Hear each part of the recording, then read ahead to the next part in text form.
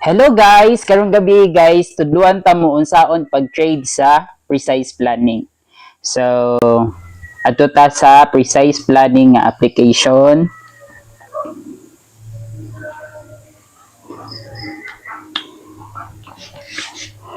So, there is a Precise Planning guys. Every night tagaan ta og trading signal as our guide sa trade. So sa akong account na ako karon net account value nga 166.58. So ang among trading signal karon nga gihatag guys is kani May 22 EKD index buy ang direction, mag buy daw mi guys, magsulod mi 812 dayon mag end mi at 818. So na siya guys. So hapit naman 8:11 na, hapit na mag 12, almost 12 na. So dirita kaning logo sa Precise Planning index almost 11 na. 812 AKD dayon ang instruction mag buy me.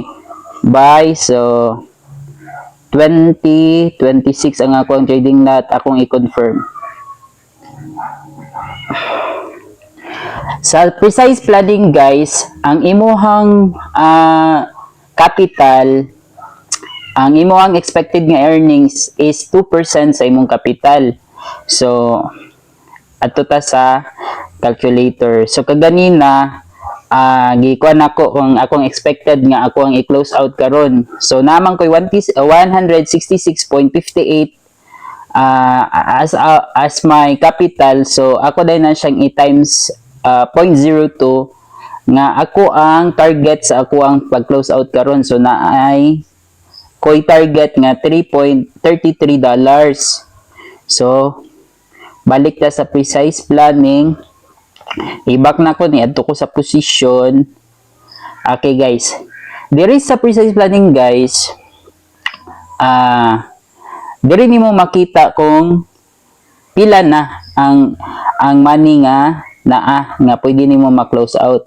So kaning EKD guys, negative 10.63, mao na siya imong hulaton guys nga mag-green or mo taas kani baba pa man ni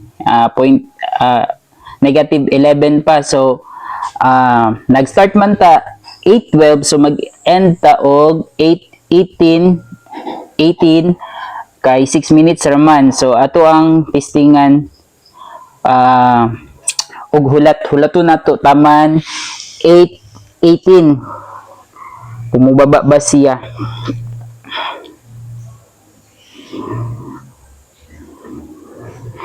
So sa Precise Planning guys, guided ta kung sa atong buhaton. So dili na ta mag-deal with candlesticks, kaya kita mismo ang mag-analyze kay kung wala tay kanang bitong knowledge gyud about sa trading, how to analyze candlesticks dagan sa stock market, maglisod da.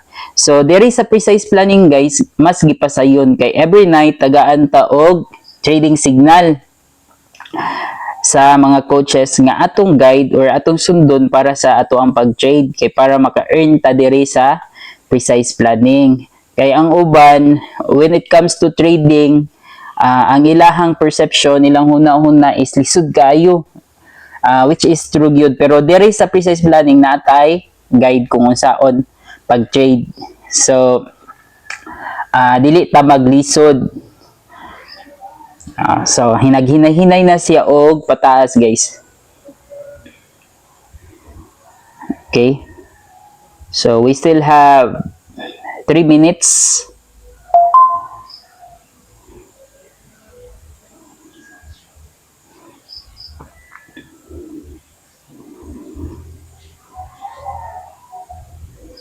So ako ipakita karon sa inyo kung unsa kasayon. Okay, nga dili gid siya complicated like sa atong ginahuna no. Unsa ang pag-trade. So sayon ra kay siya.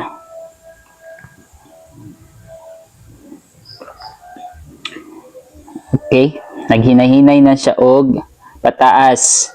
Okay, ni green na siya guys. Nibalik og kuan. Ingana gid na siya, usahay mo green, tapos balik ang kuan red dayon mo balik na pud nag green. Okay, so kay galihok ang atuang ang stock market.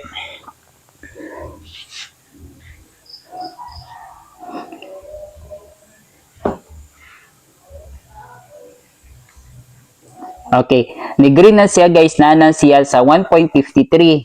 So ang atong buhaton dire, ato ning i-press ning kuan bitaw, kaning plus sign bitaw tapad dire aning buy kay para ma ready na to ang atong close out.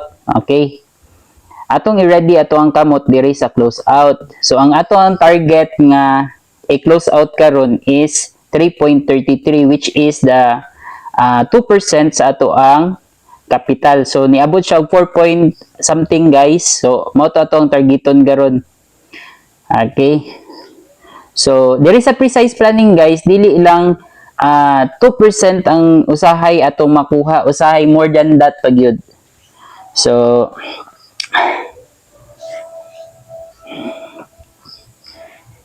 balik siya gamay, mutas na siya balik guys. Nabot siya 4 ganina, so ato tong halaton kay kan pa man 18 pa man, so 17 pa man halaton sa nato.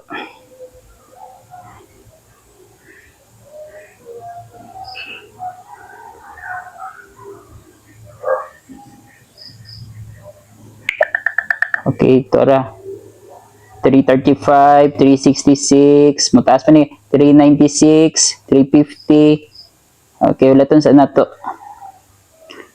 Dapat update kay ka guys kung pila imo ang ma-close out, kay usahay pag close out nimo kalit lang ni gamay, so dapat update imong kamot. Okay, 335. Akong gi-close out guys 396. 396 ako ang na-close out. So diri din kung padulong sa kani bitang position din real na murag papel sa babaw. Makita nimo diha guys kung pila imuhang na close out, nara 396.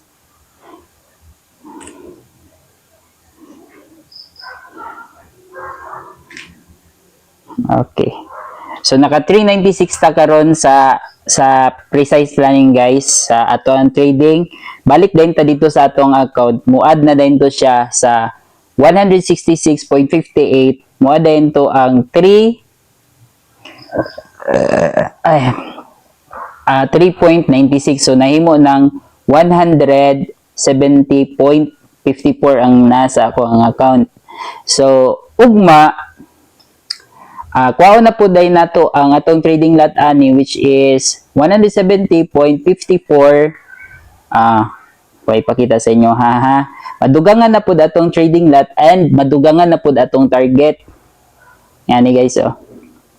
Ito ta sa calculator. Pila ganito? 170.54. 170.54 divided by 822 equals. So mao na pud ni atong trading lot guys. Kaganina 0.2026 ugma 0.2074. Tapos ang ato ang target tomorrow sa trading is akong ikuan guys ha, 170.54 times 0.02. So ang ato ang target mo taas na pod 3.41 gaganin na 3.33. So every night guys madugangan imuhang capital, madugangan pod ang imuhang 2% na target sa imuhang trading income. So diara guys, daghang salamat sa pagtan-aw. I hope nga may enlighten ang inyong mind sa trading. So kung gusto mo sulod sa trading, i-consider ang precise planning guys. Thank you.